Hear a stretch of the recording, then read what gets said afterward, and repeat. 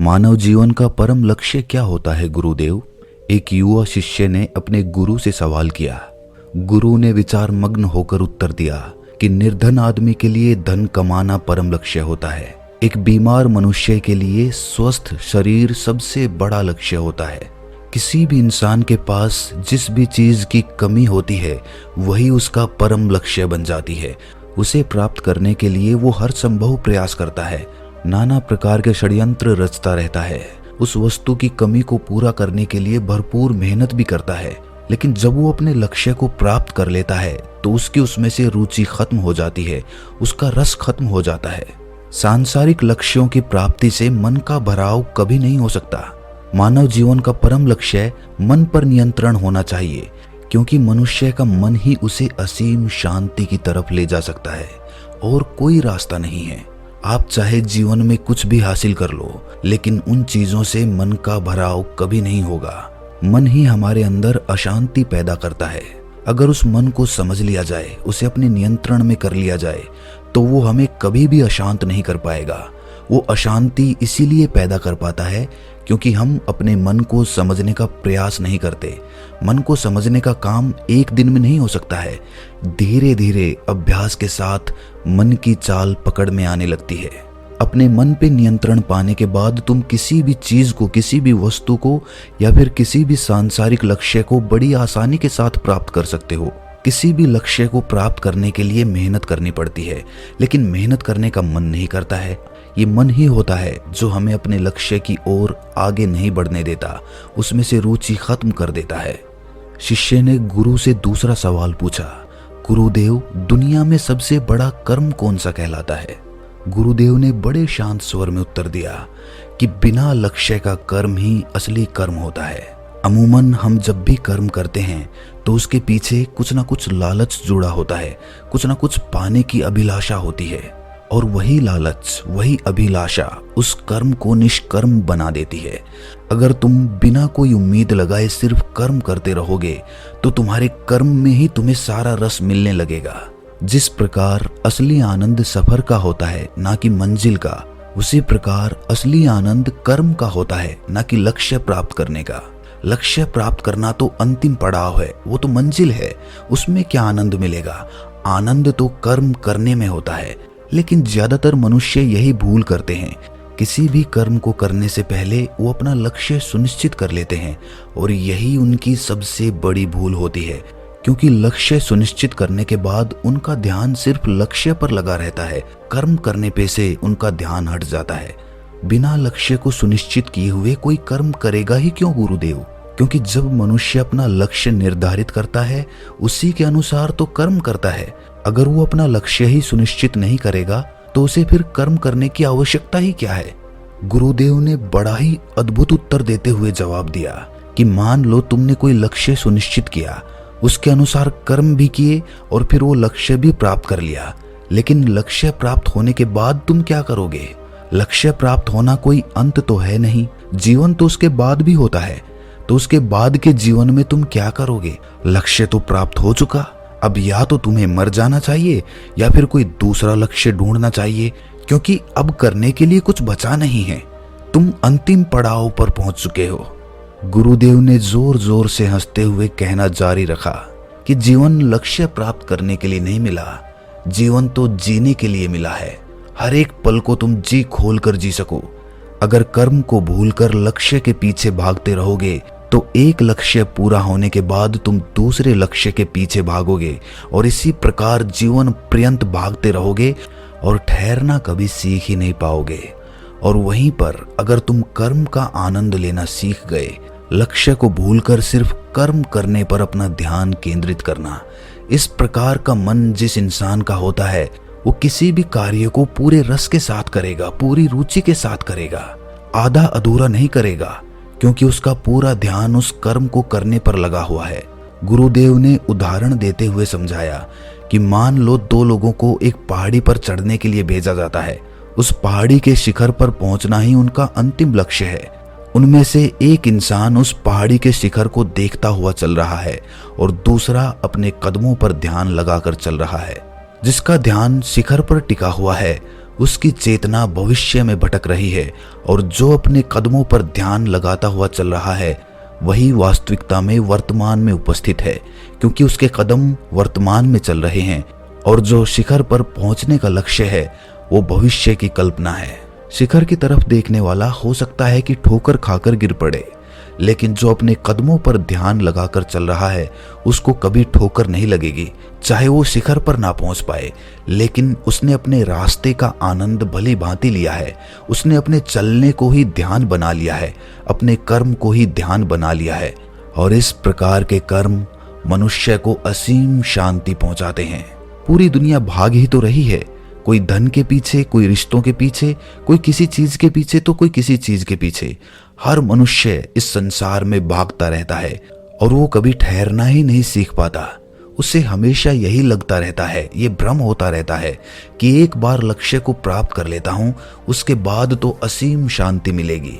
लेकिन जब वो लक्ष्य को प्राप्त कर लेता है तो वो अपने आप को और ज्यादा फंसा हुआ महसूस करता है। आनंद और शांति तो दूर की बात रही, लक्ष्य को प्राप्त करने के बाद उसकी चिंताएं, उसकी जिम्मेदारियां और ज्यादा बढ़ जाती हैं।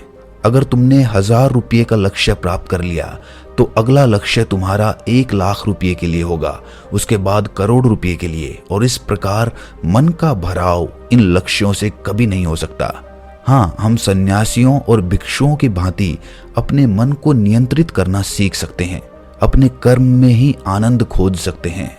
जहां पर मनुष्य संतुष्ट होना सीख लेता है वहीं पर उसके जीवन में शांति का प्रवेश होने लगता है।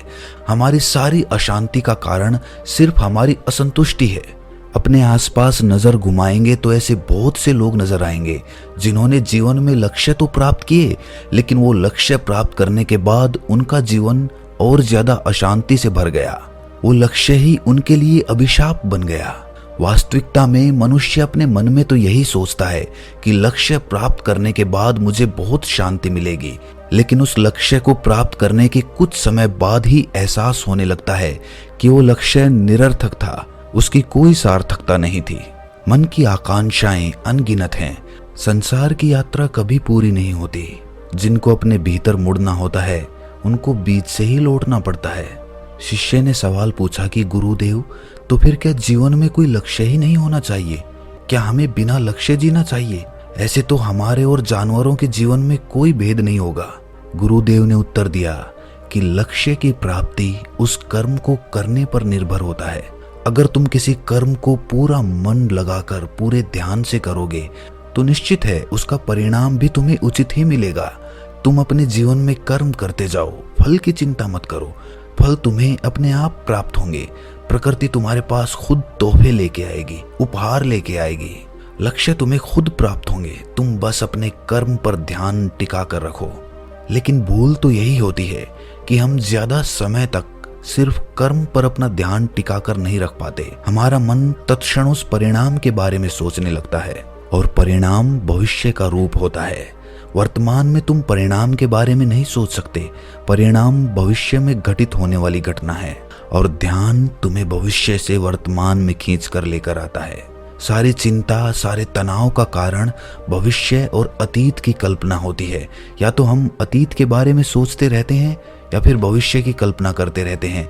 खाना खाते समय अगर मनुष्य खाने पर अपना ध्यान टिका कर रखता है तो इससे उसे कोई लक्ष्य प्राप्त नहीं होगा, लेकिन उस खाने का आनंद वो पूरी तरह से ले सकता है। लेकिन अगर खाना खाते समय वो किसी दूसरे लक्ष्य के बारे में सोचता रहेगा तो वो उस खाने का पूरा आनंद नहीं ले पाएगा, उस खाने को वो ध्यान नहीं बना पाएगा। और बुद्धिमान वो लोग होते हैं जो हर कर्म को ध्यान बना लेते हैं। हर एक कर्म तभी ध्यान बन सकता है जब उसे पूरी जागरूकता, पूरे होश और पूरे ध्यान के साथ वर्तमान में रहकर किया जाए। ना उसके परिणाम के बारे में सोचा जाए और ना ही उसे जल्दी खत्म करने के बारे में सोचा जाए। पूरे संयम के साथ पूरा ध्यान टिकाकर जब कोई कर्म किया जाता है तो उस कर्म के फलीभूत होने की संभावनाएं बढ़ जाती हैं। लेकिन याद रहे, ना हम परिणाम के बारे में सोच रहे हैं और ना ही संभावनाओं के बारे में। अपने दैनिक जीवन में भी हम बहुत से कर्म ऐसे करते हैं जिनके पीछे कोई लक्ष्य नहीं जुड़ा होता, जैसे कि खाना खाना, टहलना या फिर दूसरों से बातचीत करना। इनके पीछे कोई लक्ष्य नहीं होता। और इन्हीं कर्मों को अगर पूरा ध्यान लगाकर किया जाए तो तुम्हारा हर कर्म ध्यान बनता चला जाएगा। फिर तुम्हें ध्यान करने के लिए अलग से बैठने की जरूरत नहीं रहेगी। जब भी तुम अपनी आंख बंद करके ध्यान लगाने की कोशिश करोगे तो तुम तत्क्षण उस ध्यान की गहराई में जा पाओगे, क्योंकि तुमने दैनिक जीवन में ध्यान का अभ्यास किया है, हर कर्म को ध्यान बना लिया है। अपने हर एक कर्म को ध्यान बनाने के मैं कुछ तरीके बताता हूँ। धीरे धीरे अभ्यास के साथ तुम इतने निपुण हो जाओगे कि तुम एक ही जगह पर अपना ध्यान बहुत देर तक टिका कर रख पाओगे, और तब तुम किसी भी सांसारिक लक्ष्य को बड़ी आसानी के साथ प्राप्त कर सकते हो, क्योंकि तुम एक जगह पर, एक बिंदु पर अपना ध्यान बहुत देर तक टिका कर रख पाते हो। सबसे पहले जब कोई भी कर्म कर रहे हो तो पूरा ध्यान उस कर्म को करने में लगाओ, और ये बड़ा आसान होता है। इसका अभ्यास हम रोजमर्रा की जिंदगी में भी कर सकते हैं। अगर तुम खाना खाते हो तो पूरा ध्यान खाना खाने पे लगा दो। खाना खाते समय अगर कोई विचार आ रहा है तो फिर से अपना ध्यान खाना खाने पर लेकर आओ। रोटी को चबा रहे हो तो चबाने पर ध्यान लगाओ। अगर पानी पी रहे हो तो उस पीने पर ध्यान केंद्रित करो। शुरुआत में थोड़ी समस्याएं आएंगी, आप विचारों में भटक जाएंगे, आप खो जाएंगे, आपको खुद ध्यान नहीं रहेगा। लेकिन जब भी ध्यान आए अपने ध्यान को खींचकर वापस वहीं पर लेकर आओ, और धीरे धीरे अभ्यास के साथ आप विचार शून्य होते जाएंगे। अभी तो खाना खाते समय तुम कुछ और सोच रहे होते हो, तुम्हारा शरीर वहां पर होता है, लेकिन तुम्हारा मन कहीं और भटक रहा होता है। वो भविष्य की कल्पना कर रहा होता है या अतीत की यादों में खोया रहता है। लेकिन जब धीरे धीरे समय के साथ कर्म पर ध्यान टिकाना शुरू हो जाएगा तो तुम्हारे मन का दर्पण एकदम साफ हो जाएगा। उसके ऊपर विचारों का कीचड़ नहीं रहेगा, वो बिल्कुल स्पष्ट नजर आएगा। और जब मन साफ हो जाता है तो उसमें आनंद की झलकियां आने लगती हैं। तब हमें पता चलता है कि जीवन का आनंद क्या है, जीवन का रस क्या है। जीवन का रस विचारों में डूबे रहना नहीं है, विचारों से मुक्त होकर, विचार शून्य होकर जीवन जीना है, विचार शून्य होकर रस लेना है, विचार शून्य होकर आनंद को महसूस करना है। जीवन में तनाव का सबसे बड़ा कारण होता है विचारों से भरे रहना, निरर्थक बातों के बारे में सोचना, जिनसे निरर्थक भावनाएं पैदा होती हैं, जैसे कि जलन, गुस्सा, और यही सारी चीजें अशांति का सबसे बड़ा कारण होती हैं। इसीलिए अगर इन भावनाओं को पैदा होने से रोकना है तो हमें ये देखना होगा कि इन भावनाओं के पीछे विचार कौन से हैं, और धीरे धीरे ऐसे विचारों से मुक्त होकर विचार शून्य होने का अभ्यास करना। ध्यान रहे, विचारों को जबरदस्ती नहीं रोकना है, बस उन्हें देखते रहना है, और देखते देखते वो विचार अपने आप मिटने लग जाएंगे। विचारों की सत्ता तभी तक होती है जब तक वो हमें दिखाई नहीं पड़ते। एक बार विचार दिखाई पड़ने लग जाएं तो सारे विचार गायब होने लग जाते हैं, और पीछे छूट जाता है एक बड़ा शून्य, जो शून्य आनंद का स्रोत है।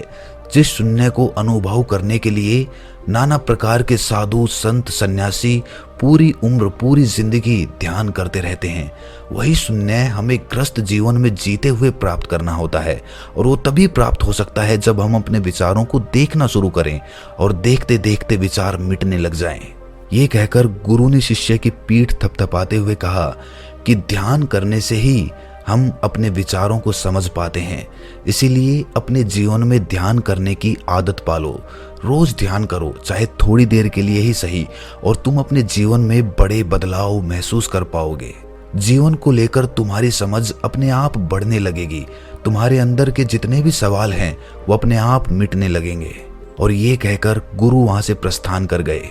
तो दोस्तों, कैसी लगी ये कहानी आपको कमेंट सेक्शन में ज़रूर बताना, और अच्छी लगी हो तो इस चैनल को सब्सक्राइब करके नोटिफिकेशन बेल को ज़रूर प्रेस कर देना।